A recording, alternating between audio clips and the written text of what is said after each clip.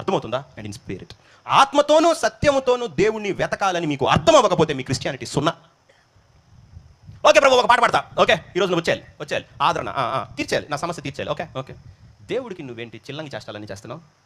Okay, చింతపక్కలన్నీ కమాన్ వచ్చే ఒకటి పడు రెండు పడు, నువ్వు సిగ్గునా? చూడండి, మీకు అర్థమవుతుంది కదా దేవుడు ఎంత యథార్థతలో మాట్లాడతాడో. రియల్గా ఉంటాడు అతను, చాలా ఇర్మియా, నువ్వు మేలు కీడుల్ని వివేచించగలవా? నువ్వు నా నోటి వై ఉందువు. You don't need to prophesy. నువ్వు ప్రవచనం చెప్పకల్లా, నీకు దేవుడు అర్థమైతే నువ్వు నోరు తెరిస్తే ప్రొఫెసీనే. 100 ప్రొఫెసీలు చెప్పినందువల్ల ప్రవక్త అవ్వం.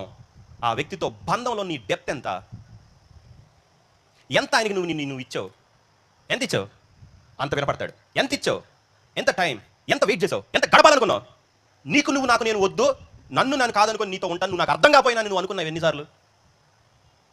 నువ్వు ఏమి సాక్రిఫైసెస్ అట్లాంటివి చేసావు? ఎప్పుడు నిన్ను కాదనుకుంటే కదా నీకు డిసన్మెంట్ వచ్చేది, వివేచన వచ్చేది. అబ్బాయి అంతా నేను, ఎన్ని నా విగ్రహాలు, నా ఓన్ థాట్స్. అందుకనే మీకు